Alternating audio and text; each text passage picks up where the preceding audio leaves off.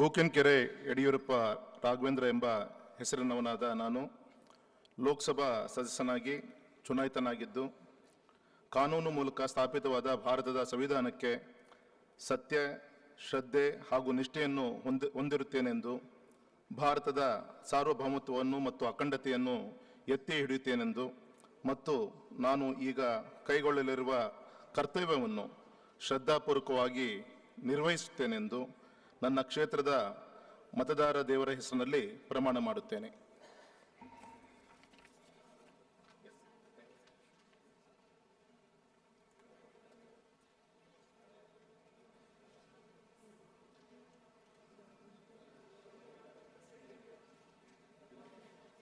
Shri Kota Srinivas Pujari.